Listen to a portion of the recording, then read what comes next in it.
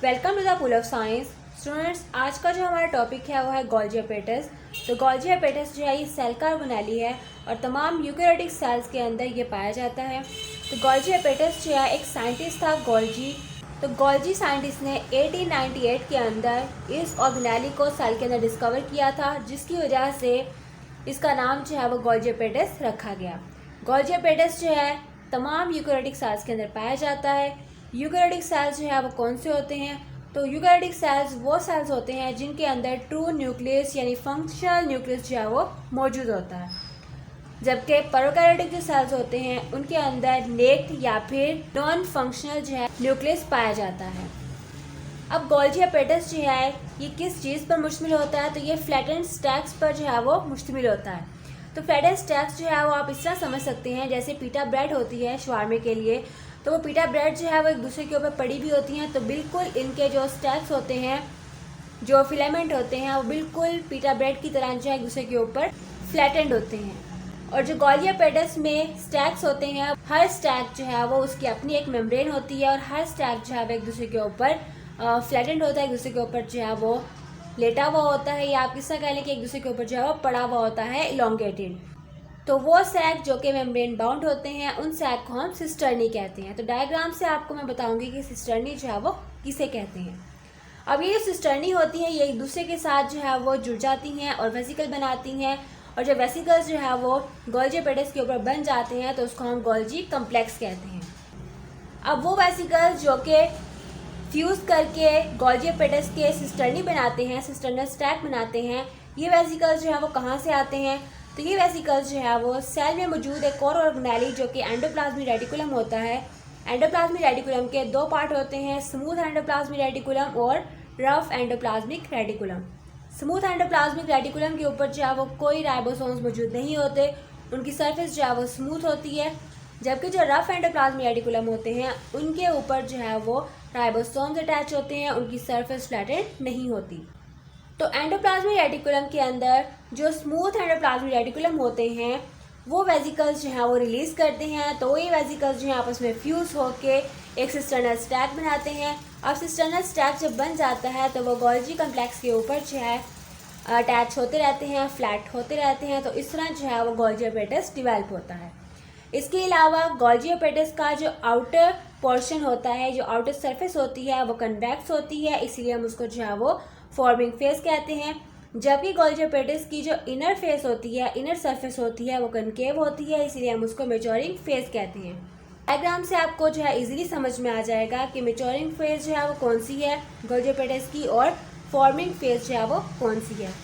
इसके अलावा गोल्जी एपेटस जो है जब अपनी डेवलपमेंट कंप्लीट कर लेता है, जो गोल्जी एपेटस के मैच्योरिंग फेज में सिस्टर्नी पाए जाते हैं वो सिस्टर्नी जो है वो ब्रेक हो जाते हैं वेसिकल्स के अंदर।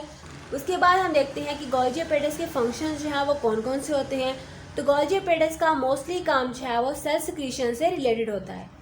अब ये जो सेल सिक्रीशंस होती हैं ये कहाँ बनती हैं? तो ये सेल के अंदर मौजूद जो राइबोसोम्स होते हैं उन पर जो है ये सिक्रीशंस होती हैं, यानी राइबोसोम्स जो है ये डिफरेंट सिक्रीशंस करते हैं जिनको हम सेल की सिक्रीशंस कहते हैं। तो सेल की सिक्रीशन से रिलेटेड जो है वो गोल्जी एपेटस का ही फंक्शन होता है, यानी ये सेल की सिक्रीशंस में अपना इंपॉर्टेंट रोल प्ले करता है।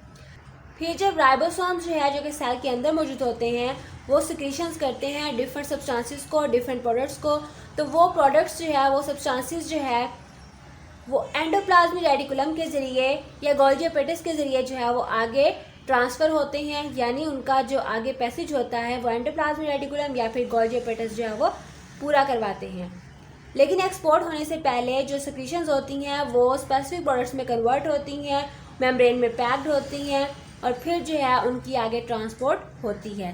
तो एग्जांपल वो आपको दे रहे हैं कि मैमल्स की अगर हम बात करें तो मैमल्स में जो पेंक्रियाज होता है, पेंक्रियाज जिसको हम लबलबा कहते हैं, ये जो है डिफरेंट ग्रैन्यूल कंटेनिंग एंजाइम जो है सिक्रीट करता है और ये एंजाइम जो है डाइजेशन में हेल्प करते हैं। तो गोल्जी एपेटस जो है एक इम्पॉर्टेंट रोल प्ले करता है इन ग्रैन्यूल्स को बनाने में। तो इन शॉर्ट हम कह सकते हैं कि गोल्जी एपेटस का काम जो है वो पैकिंग का होता है, यानी डिफरेंट सेल सिक्रीशंस जो हैं गोल्जी एपेटस में आती हैं और गोल्जी एपेटस जो है उनको पैक करके मेम्ब्रेन बाउंड ऑर्गेनेली बना के और फिर आगे जो है उनको ट्रांसफ़र कर देता है। सेकंड जो हमारे पास फंक्शन है कि जो ट्रांसपोर्टेड प्रोटीन्स या एंजाइम्स होते हैं वो सेल से बाहर निकलते हैं और गोल्जी एपेटस के ज़रिए ही वो आगे पास आउट होते हैं। तो मोस्ट इम्पॉर्टेंट जो फंक्शन है गोल्जी एपेटस का वो है प्रोटीन्स और लिपिड्स को मॉडिफाई करना, उनको जो है डिफरेंट कंपाउंड्स में कन्वर्ट करना। तो गोल्जी एपेटस जो है प्रोटीन और लिपिड क्या बनाता है, उनके अंदर कार्बोहाइड्रेट्स ऐड करता है और उनको कन्वर्ट कर देता है ग्लाइकोलिपिड्स और ग्लाइकोप्रोटीन। तो ये जो इसका फंक्शन है प्रोटीन्स और लिपिड्स को ग्लाइकोलिपिड्स और ग्लाइकोप्रोटीन में कन्वर्ट करना, ये गोल्जी एपेटस का बहुत ही इम्पॉर्टेंट और मेन फंक्शन है। तो ये हमारे पास गोल्जी एपेटस का डायग्राम। तो गोल्जी एपेटस में जो है ये जो आपको स्ट्रैंड नज़र आ रहे हैं ये हमारे पास है स्टैक, जिनको हम फ्लैटेंड स्टैक कहते हैं। बिल्कुल इनकी अपीयरेंस जो है वो शावार्मा ब्रेड जिसको हम पीटा ब्रेड कहते हैं उनसे मिलती जुलती है। तो जैसे पीटा ब्रेड जो है एक दूसरे के ऊपर पड़ी हुई होती हैं, तो इसी तरह ये जो फ्लैटेंड स्टैक है ये एक दूसरे के ऊपर पड़ी हुई है। गोल्जी एपेटस की वो फेज जहाँ पे न्यू जो है सिस्टर्नी या फ्लैटेंड स्टैक बनता है उस फेज को हम फॉर्मिंग फेज कहते हैं, जबकि फॉर्मिंग फेज की जो ऑपोजिट साइड होती है उसको हम मैच्योरिंग फेज कहते हैं। अब यहाँ पे जो न्यू सिस्टर्नल स्टैक है ये कैसे बनता है, तो सेल के अंदर मौजूद एक और ऑर्गेनेली जिसको हम एंडोप्लाज्मिक रेटिकुलम कहते हैं, उसके अंदर जो स्मूथ एंडोप्लाज्मिक रेटिकुलम पार्ट होता है वो डिफरेंट सिक्रीशंस जो है सिक्रेट करता है और वो सिक्रीशंस जो है वेसिकल्स की फॉर्म में डिवेल्प होके तो स्मूथ एंडोप्लाज्मिक रेटिकुलम जो है डिफरेंट वेसिकल्स प्रोड्यूस करता है। तो वो वेसिकल्स आपस में फ्यूज करके न्यू फ्लैटेंड स्टैक जो है वो बनाते हैं गोल्जी एपेटस की। इसके अलावा गोल्जी एपेटस की वो साइड जहाँ पे मैच्योरिंग फेज होते हैं, तो ये जो मैच्योर हमारे पास फ्लैटेंड स्टैक हैं, इन फ्लैटेंड स्टैक को सिंगल को हम सिस्टर्नी बोलते हैं। तो सिस्टर्नी जो मैच्योर हो जाती हैं वो क्या सिक्रेट करती हैं, वो डिफरेंट जो है वेसिकल्स प्रोड्यूस करती हैं और उनको आगे ट्रांसपोर्ट करती हैं।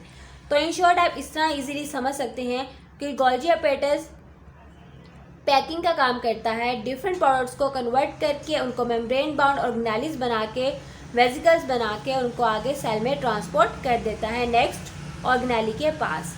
तो सेल में जो अदर ऑर्गेनेलीज होते हैं वो डिफरेंट टाइप ऑफ सिक्रीशंस जो है सिक्रेट करते हैं। तो वो जो प्रोडक्ट्स होती हैं सिक्रीशंस होती हैं वो गोल्जी एपेटस तक पहुंचती हैं। गोल्जी एपेटस जो है उनको पैक करके उनको कन्वर्ट करके आगे जो है वो ट्रांसफ़र करवा देता है नेक्स्ट ऑर्गेनेली के पास। तो गोल्जी एपेटस का फंक्शन जो है वो ट्रांसपोर्ट करने का होता है और सब्सटेंसेस को कन्वर्ट करने का होता है। तो ये था हमारा आज का लेसन।